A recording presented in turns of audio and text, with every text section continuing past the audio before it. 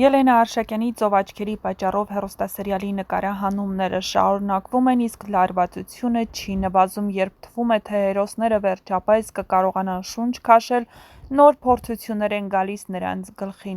Ռեբեկայի կյանքում նոր մարդ է հայտնվում՝ Արամը, թեև նրանց առաջին հանդիպումները լարված էին, իսկ խոսակցությունները դառը, բայց թվում է, որ Արամի սրտում արդեն ջերմ զգացումներ են արթնացել։ Արդյոք սա նոր սկիզբ է Ռեբեկայի համար, թե հերթական դժվարությունը, որը նա պետք է հաղթահարի։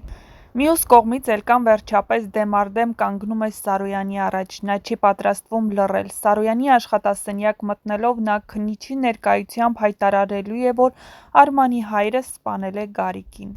Ներողություն Միսակին։ Այս հայտարարությունը ցնցում է բոլորին։ Սարոյանը շփոթված է, նա միշտ կասկածել է, որ հնարավոր է Գարիկը կապ ունի այս սպանության հետ, բայց նա Արմանին սիրում է իր հարազատ որդու նման։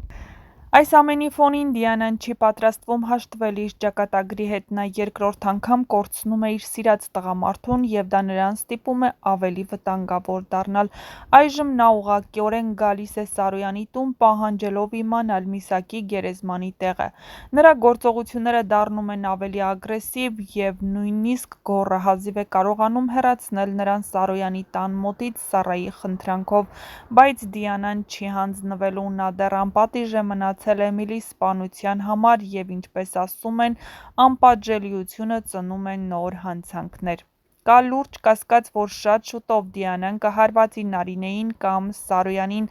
նա չի ներում ոչ մեկին և նրա վրեժը կարող է անկանխատեսելի հետևանքներ ունենալ։ Սերիալի ավարտին մոտ Դիանայի բոլոր խարդավանքները վերջապես կբացահայտվեն, բայց ինչ գնով, քանի մարդ դեռ կզոհվի, մինչև ճշմարտությունը ջրի երես դուրս գա։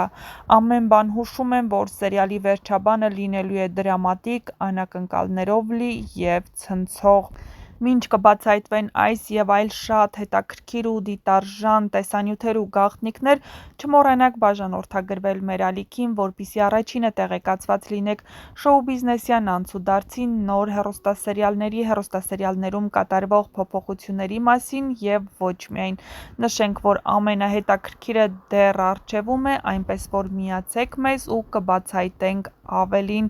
Գրեք նաև ձեր կարծիքները տեսանյութի մեկնաբանություններ բաժնում, ինչ եք կարծում, հեռուստասերիալն ավարտվելու է շատ շուտով և որ դերասանին ու կերպարին եք հավանում այս հեռուստասերիալում և որ դերասանի ու կերպարի մասին կցանկանայիք ավելին իմանալ։ Նշենք, որ հեռուստասերիալում ամենահետաքրքիր զարգացումները դեռ առջևում են։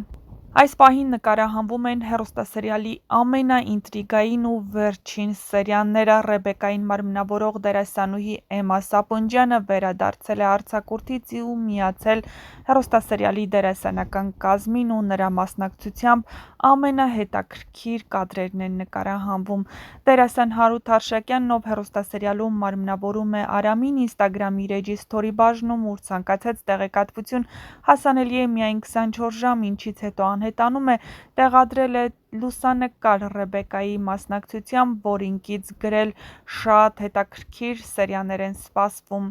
Դե իհարկե նրանց մասնակցությամբ ամենահետաքրքիր սերիաները դեռ առջևում են։ Վահեի մահից հետո Ռեբեկան կոտրված էր և կորցրել էր ապրելու ցանկությունը, բայց Արամի հայտնվելուց հետո նրա մեջ նորից կարթնանա սիրելու ու սիրվելու ցանկությունը։ Բայց իհարկե այս ամենը դեռ առջևում է, Ռեբեկային նոր փորձություններ են սպասվում։ Իսկ Էլկան հորը կորցնելուց հետո կարծեք թե հայտնվել է նոր շրջապտույտի մեջ։ Նա մեղադրում է բոլորին, բացի իրենցից։ Հեռուստադիտողների մեծ մասը գրել էր, որ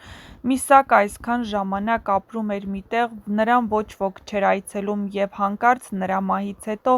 նրա դուստրերը սկսել են հետաքրքրվել ու մեղադրել բոլորին, բացի իրենցից։ Ինչու էր Էլկան թույլ տալիս, որպեսզի հայրը հեռանա այդ տանից ու մնա միայնակ։ Չէ՞ որ նա իր դուստրն էր և կարող էր պաշտպանելու դեմ դուրս գալ բոլորին։